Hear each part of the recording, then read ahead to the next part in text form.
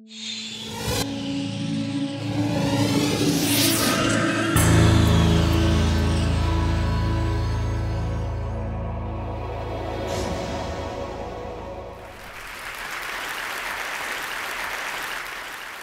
going to speak to you today about architectural agency. But what I mean by that is it's time for architecture to do things again, not just represent things.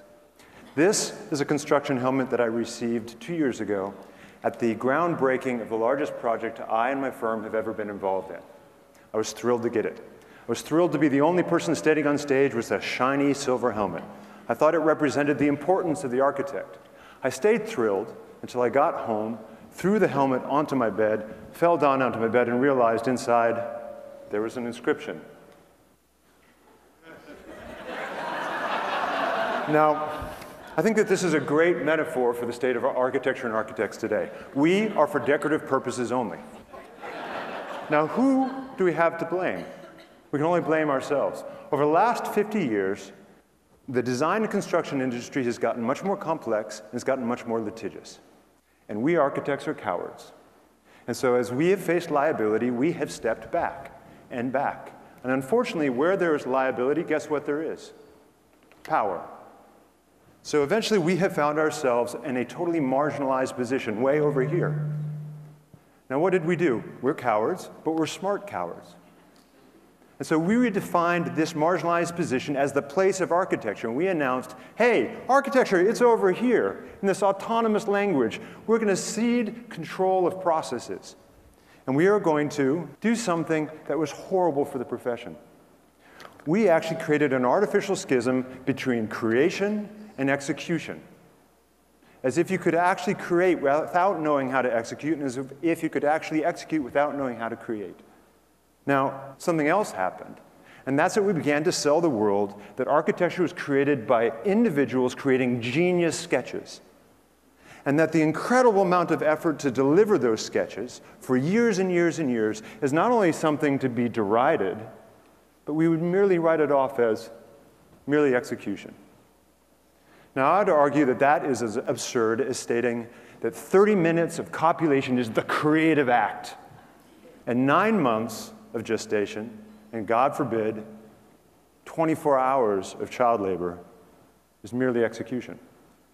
So what do we architects need to do? We need to stitch back creation and execution.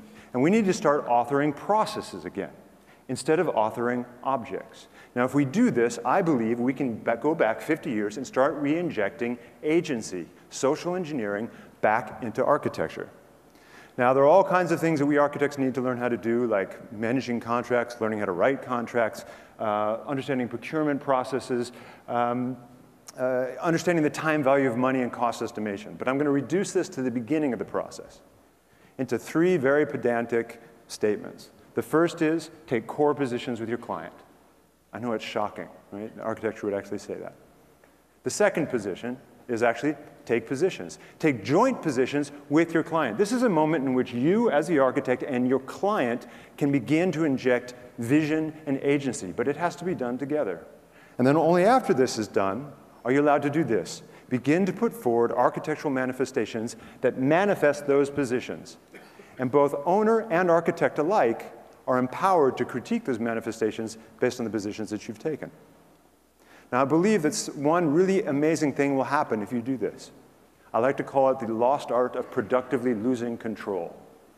You do not know what the end result is, but I promise you, with enough brain power and enough passion and enough commitment, you will arrive at conclusions that will transcend convention and will simply be something that you could not have initially or individually conceived of. All right, now I'm going to reduce all this to a series of simple, dumb sketches. This is the modus operandi that we have today. We roll a 120-foot Spartan, i.e. our vision, up to our client's gates of Troy. And we don't understand why they won't let us in. Right? Well, how about instead of doing that, we roll up to the gates something they want? Now, this is a little bit of a dangerous metaphor because, of course, we all know that inside of the Trojan horse were a bunch of people with spears. So we can change the metaphor. Let's call the Trojan horse the vessel by which you get through the gates, get through the constraints of a project, at which point you and your client have the ability to start considering what you're going to put inside that vessel, the agency, the vision. And if you do that, and you do that responsibly, I believe that instead of delivering Spartans, you can deliver maidens. And if I could summarize that all up into one single sketch, it would be this. If we are so good at our craft, shouldn't we be able to conceive of an architectural manifestation that slides seamlessly through the projects and the client's constraints? Now, with that in mind, I'm going to show a project that's very dear to many people in this room. Well, maybe not the dear, but certainly very close to many of the people in this room. And that's a project that is just about to open next week, the new home for the Dallas Theater Center, the D. and Charles Wiley Theater. And I'm going to present it on the same terms: issue, position, and architectural manifestation. Now, the first issue that we faced was that the Dallas Theater Center had a notoriety that was beyond what you would expect of someplace outside of the triumvirate of New York, Chicago, and Seattle.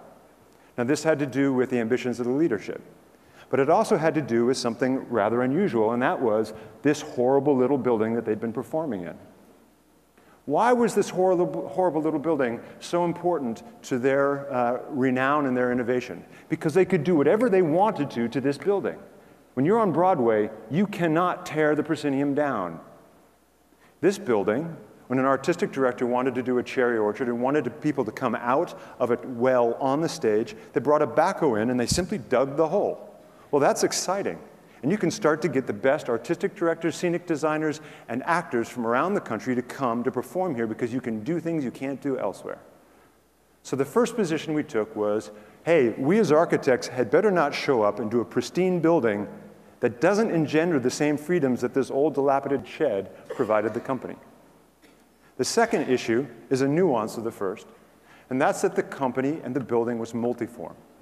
That meant that they were able to perform, as long as they had labor, be able to go between proscenium, thrust, flat floor, arena, traverse, you name it. All they needed was labor. Well, something happened. In fact, something happened to all institutions around the world. It started to become hard to rate operational costs, operational budgets. So they stopped having inexpensive labor. And eventually, they had to freeze their organization into something called a bastardized thrustinium. So the second position we took is that the freedoms that we provided, the ability to move between stage configurations, had better be able to be done without relying on operational costs, right, affordably. The architectural manifestation was frankly just dumb. It was to take all the things that are known as front of house and back of house and redefine them as above house and below house. First blush, you think, hey, it's crazy. What could you possibly gain? We created what we like to call Superfly. Now, Superfly, the concept is you take all the freedoms you normally associate with the fly tower and you smear them across fly tower and auditorium. Suddenly, the artistic director can move between different stage and audience configurations. And because that fly tower has the ability to pick up all the pristine elements, suddenly the rest of the environment can be provisional. And you can drill, cut, nail, screw, paint, and replace with a minimum of cost. But there was a third advantage that we got by doing this move that was unexpected, and that was that it freed up the perimeter of the auditorium in a most unusual way. And that provided the artistic director suddenly the ability to define suspension of disbelief. So the building affords artistic directors the freedom to conceive of almost any kind of activity underneath this floating object, but also to challenge the notion of suspension of disbelief, such that in the last act of Macbeth, if he or she wants you to associate the parable that you're seeing with Dallas, with your real life, he or she can do so. Now, in order to do this, we and the clients had to do something fairly remarkable. In fact, it really was the clients who had to do it. They had to make a decision based on the positions we took to redefine the budget being from 2/3 capital A architecture and 1/3 infrastructure to actually the inverse, 2/3 infrastructure and 1/3 capital A architecture. That's a lot for a client to commit to before you actually see the fruition of the concept. But based on the positions, they took the educated leap of faith to do so. And effectively, we created what we like to call a theater machine. Now, that theater machine has the ability to move between a whole series of configurations at the push of a button and a few stagehands in a short amount of time.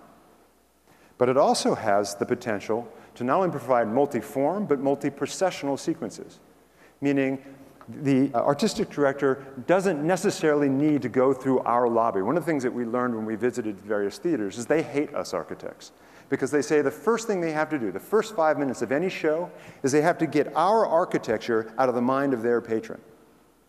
Well, now there are potentials of this building to allow the artistic director to actually move into the building without using our architecture.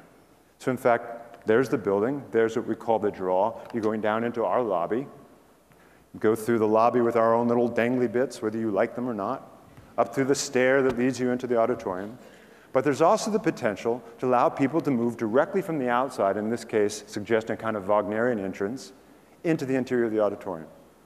And here's the fruition of that in actuality. These are the two large pivoting doors that allow people to move directly from the outside in or from the inside out, performers or audience alike. Now, imagine what that could be. I have to say, honestly, this is not something yet the building can do because it takes too long. But imagine the freedoms if you could take this further, that in fact, you could consider a Wagnerian entry, a first act and thrust, an intermission in Greek, a second act in arena, and you leave through our lobby with dangly bits. Now that, I would say, is architecture performing. It is taking the hand of the architect to actually remove the hand of the architect in favor of the hand of the artistic director.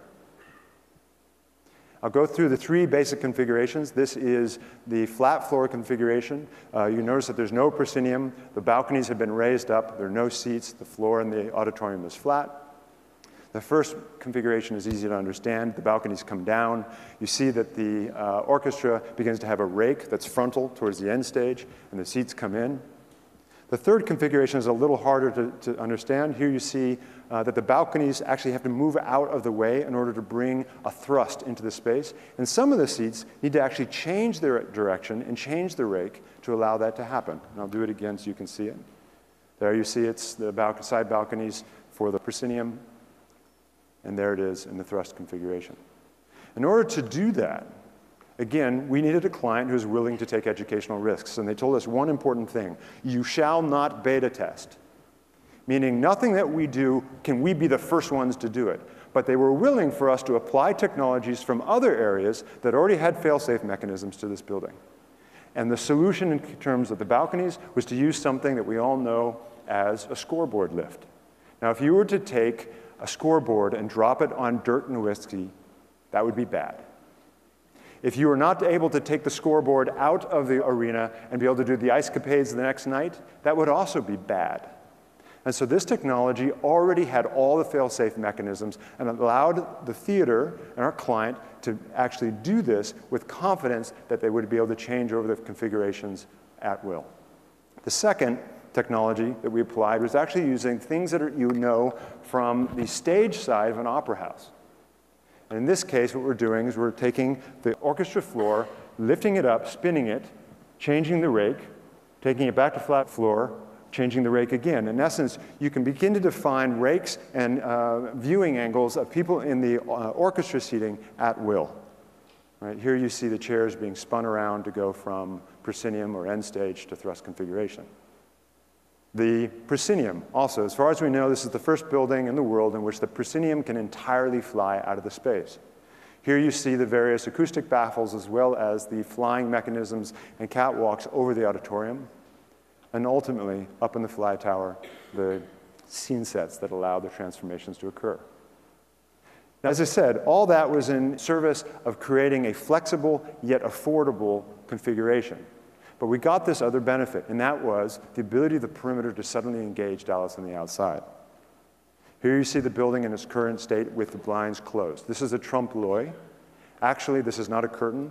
These are vinyl blinds that are integrated into the windows themselves, again with fail-safe mechanisms, that can be lifted such that you can completely demystify, if you chose, the operations of the theater going on behind, rehearsals and so forth, but you also have the ability to allow the audience to see Dallas, to perform with Dallas as the backdrop of your performance.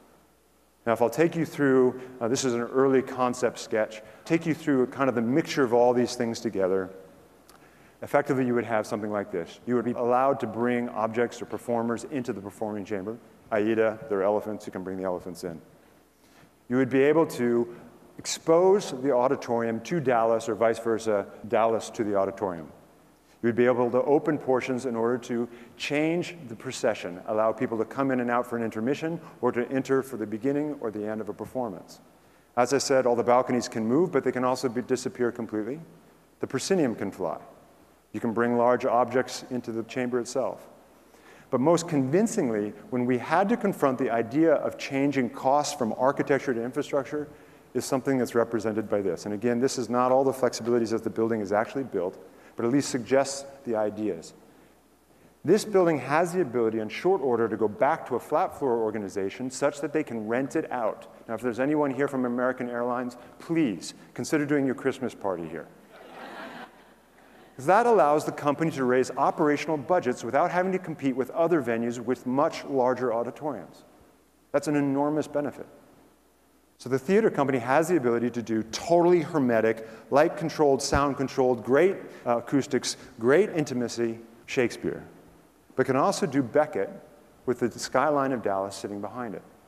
Here it is in a flat floor configuration. The theater's been going through its kind of paces. Here it is in an end stage configuration. It's actually beautiful. There was a rock band. We stood outside trying to see if the acoustics work, and you could see the guys doing this. You couldn't hear them. It was very unusual. And here it is in a thrust configuration. And last but not least, you see this already has the ability to create events in order to generate operational budgets to overcome the building, in fact, performing to allow the company to overcome their biggest problem. I'm going to show you a brief time lapse. As I said, this can be done with only 2 people and with a minimum amount of time. This is the first time that actually the changeover was done, and so there's literally thousands of people because everyone was excited and wanted to be a part of it. So in a way, try to disregard all the thousands of ants running around and think of it be done with just a few people.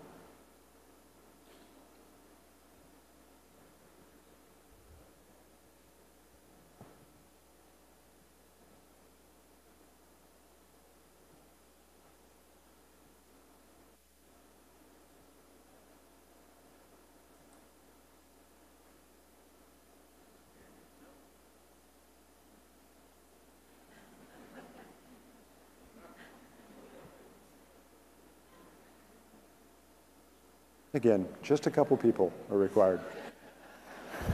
I promise.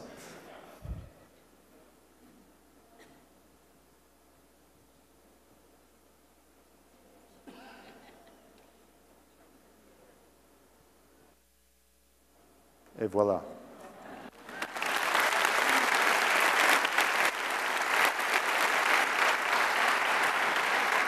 So just in conclusion, a few shots. This is the AT&T Performing Arts Center's D and Charles Wiley Theater.